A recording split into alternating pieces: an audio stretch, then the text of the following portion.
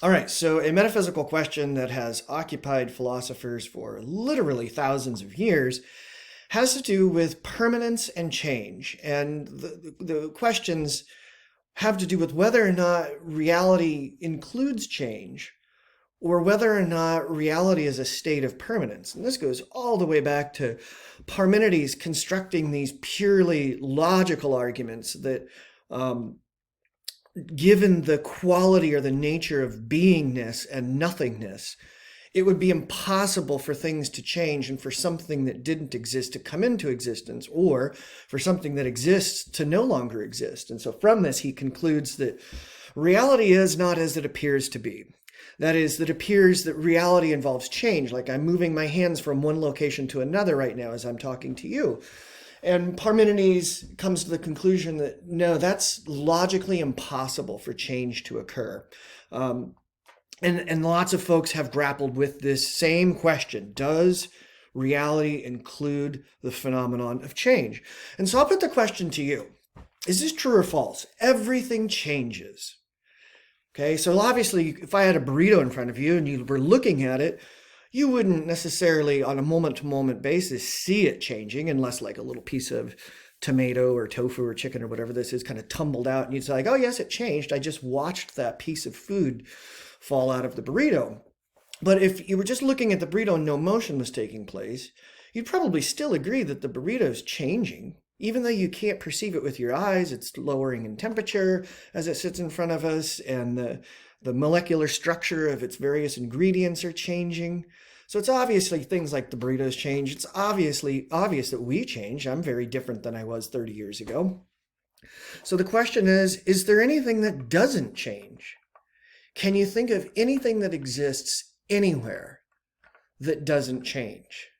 If you have a car sitting in your driveway right now, is it changing?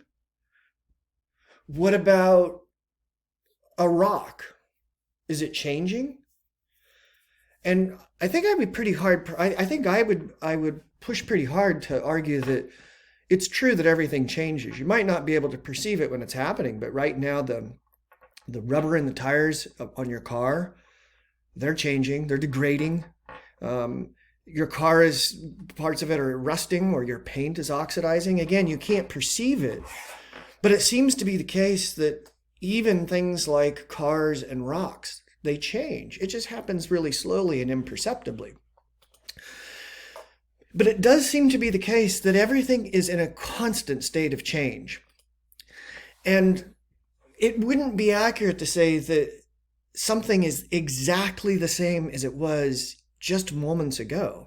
Even something like this pen sitting here, it appears to me to be the same as it was moments ago, but it's really not. It's undergone some amount of change, even though it's not perceptible to my eye.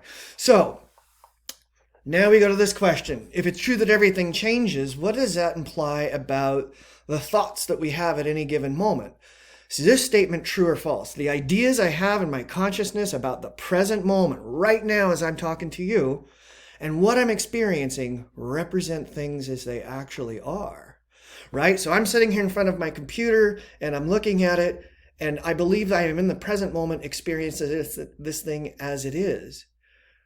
But that becomes sort of tricky, right? Because when I say as it is, I'm implying that the thought I'm having about it is of it as it exists at the same time as my thought. But if everything in the universe changes, then everything is in a constant state of change. And if everything is in a constant state of change, then no thing remains the same for any period of time.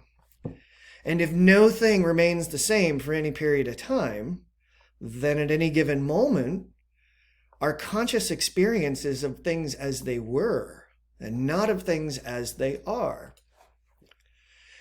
If at any given moment our conscious experiences of things as they were and not of things as they are, then our experience of reality is an experience of an idea about the way things were, and not of an experience of the way things actually are.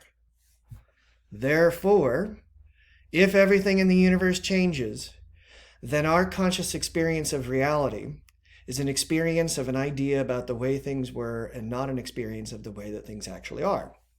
All right, so this is a valid Sorites. It's a particular kind of argument. It's a hypothetical Sorites. If each one of these statements is true, then this conclusion logically follows. It has to also be true.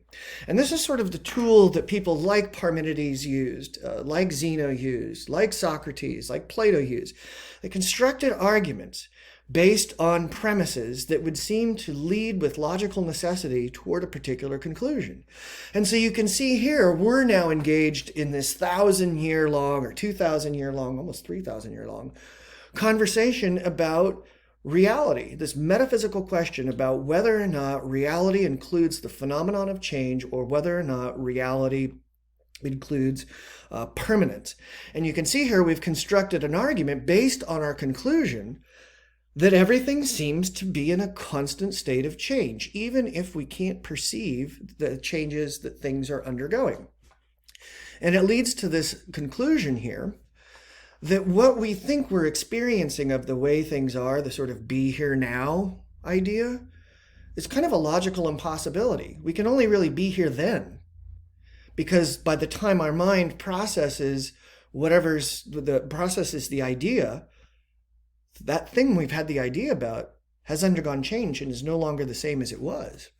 Now, this might have implications for our identities, okay? And this is something we're going to start to explore a little further. I'm a thing, right? If I'm a thing in the universe, then I am in a constant state of change. That has to do with, for me, you, the Beebs, or Miley Cyrus, whoever that is. We're all in a constant state of change on many, many, many, many levels, okay? If I'm in a constant state of change, then I don't remain the same for any period of time. I'm constantly changing. If I don't remain the same for any period of time, then I experience my existence as an idea about who I was and not who I am. Therefore, if I'm a thing in the universe, then I experience my existence as an idea about who I was and not who I am. So again, it raises this question for us of the sort of mental picture that we have in our minds about the way that reality is and what we're experiencing, and our ideas about our identity. These things are related to change. And then there's implications that we can discover by creating these kinds of valid, sound arguments. I'm going to show you a short video clip from, if I can find it, these guys. They're called the Slow-Mo guys. You guys have probably heard of them. And they do all these wacky things where they create videos where they show phenomena in slow motion. And I want to show you this clip where one of them shoots the other one with a paintball gun. And what I want you to keep in mind is as you watch it is this. Does your mind process what you're experiencing as you're experiencing it to give you a mental picture of the reality you're in? This is going to hurt so much. It's going to hurt so much. Oh, revenge. Can you hit the button after? Yeah. And Well, make you're sure, going to be crippled on the floor. make sure you hit the button. Yeah. Because if we have to do this again, I will go mental. Mental. Okay. So everyone knows, it's not my actual arse cheek. It's just upper, little back, I'd say. Lower back. Lower back. Okay. Are you ready? Yeah. Oh, are you ready? Yeah. Oh my god. Oh! Oh!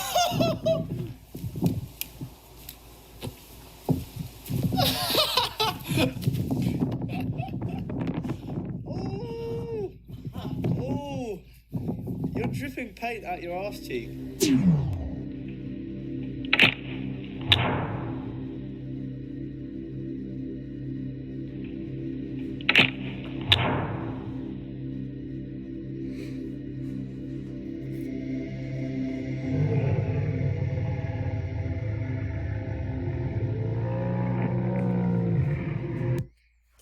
All right. So you can see, even at the physical level, the way that we process information is not in real time, right? You see that paintball go a good distance into that guy's skin, and there's a lag time between that event and his awareness of it on even a physical level. right? So and again, the time period is where this lag time is really, really short. But it does have philosophic implications for whether or not the way that we think we're experiencing the here and now is actually the here and now.